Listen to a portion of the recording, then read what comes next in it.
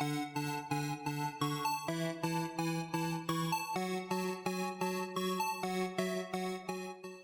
everyone, welcome to this episode of Lost Without Translation, the After Party. Today we're going over last week's game, which was Fatal Frame 4, Mask of the Lunar Eclipse for Wii. You know what, first I should go through maybe why we picked it. Maybe that's something we should go through every episode. Sure. So I loved Fatal Frame 1 and 2 for PlayStation 2. They were awesome. They were super cool. They were super Japanese, and that's what made them really fun.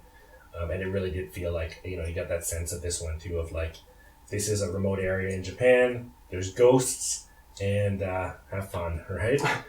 1 and 2 were really good. 3, I never really played much of. 3 went to some weird places. It like took the other side of Ringu, like instead of being the content crazy Japanese side of it, it took the like, I'm a reporter investigating things, and we played as a reporter, and I think it was like every time she went to sleep, she woke up in a different haunted house or something. Oh. It was weird. I never really played it. So the first bunch of games were made by Tecmo and put out by Tecmo. And this one was made by Grasshopper. It was co-made by Tecmo and Grasshopper and co-published by Nintendo. And Grasshopper, like, they're not too well known, but they have a really high pedigree. And what's his name? Suda51 kind of came out of there, and he's like the crazy Japanese developer, game designer now. He's like... He does things like No More Heroes. What's one that you guys might know? Like Lollipop Chainsaw. He was on that. Okay. Shadow of the Dam. Like, he just does crazy Japanese games. And they brought him in to work on this a bit. He was like a consultant.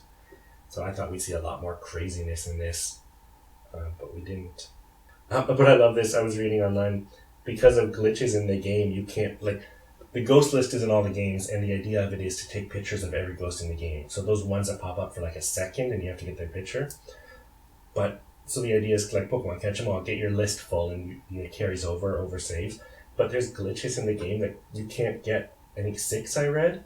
Yeah. 6 of the ghosts you can't capture in your list, so you can never actually finish the list.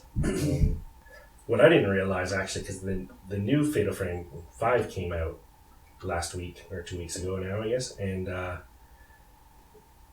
they were touting about how there's more, like 3 or 4 playable characters in it, and that was like a big thing, was you play these 3 or 4 characters and their story intertwine. Okay. And I think like even you might have played like a prologue with another character in the previous games, but okay.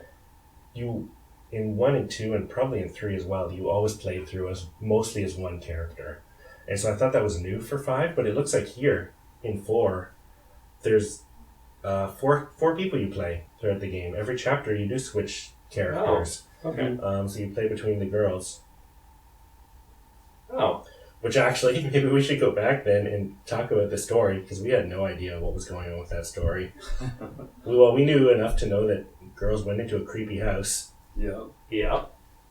But there's and you take pictures of ghosts. You take pictures of ghosts. Yeah. Well, here it says the game takes place on a fictitious island called Rogetsu.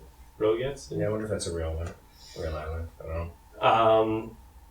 So on it is a hotel-like building called Rogetsu Hall, which is a place for obviously built with a blend of Japanese and Western styles, which is used as a sanatorium, and I think we picked that up. I thought it was a hospital. Well, it was weird. We didn't know if it was an apartment building or a hospital, but I guess sanatorium kind of fits. Like, it fit pretty well. Yeah.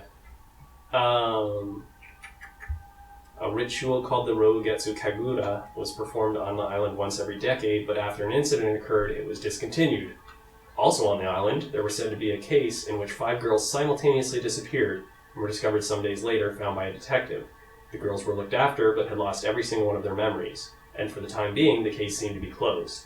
Some years later, 2 of the 5 girls who were involved in the incident die, and the remaining 3 travel back to the island, which begins the story of the game. Right.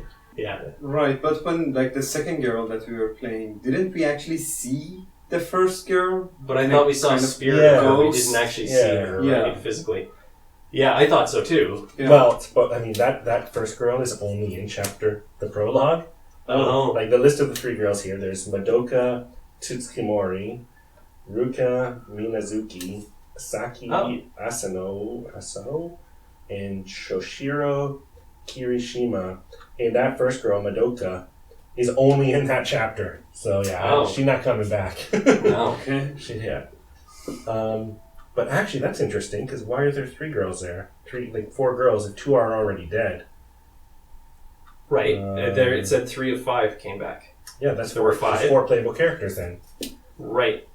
Oh, I see what you're saying. The first one is the so detective the that's going to solve maybe, them. Madoka Tsukimari is the one. Wait, she showed up and she had someone with her. Someone and her friend ran off. Oh, so maybe it those two was the died? prologue girl. She showed up, had someone with her. She ran off. Right. Then you go to find her.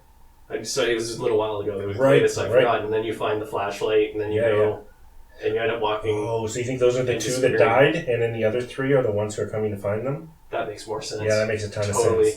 There are 13 chapters in the game total.